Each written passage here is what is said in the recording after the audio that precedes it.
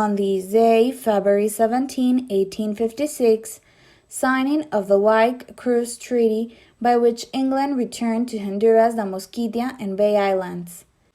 It is already 158 years of history, tradition, and joys from the moment the treaty that gives Honduran life to the island territory was signed, becoming since 1859 the beautiful pearl of the country 5 stars.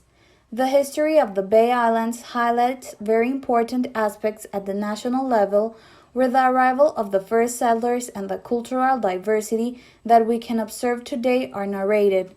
The assistant in history of the Honduran Institute of Anthropology and History, Portillo Reyes, told us, every country, every state in the world must configure what its borders are, and within its borders configure everything that the territory conforms us. The fact of the Treaty of Wyke Cruz that was signed in 1859 between the Honduran state and Great Britain is an example of that configuration that has been taking place in the country.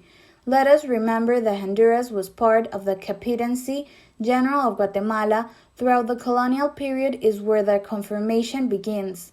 The Bay Islands was discovered by Spaniards, precisely by Admiral Christopher Columbus, who arrived in August 1502 to what he called the Islands of Pines, that is Guanaja, since the presence of Europeans in the area begins.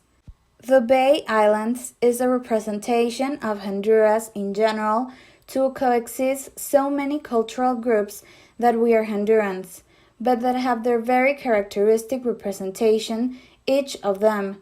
That is what makes the Bay Islands attractive. Not only is the geographical aspect is beautiful, the islands, not only the large islands, but also Santa Elena, Morat are charming sites from the ecotourist point of view, but also from the cultural point of view. People are the ones who make these sites even more charming. It represents the most important things that the Bay Islands have, the people who live there, because the people who live there are in charge of publicizing everything else, and everyone is an islander and everyone must work to move the islands forward, concluded Portillo. This was a day in the history of Honduras.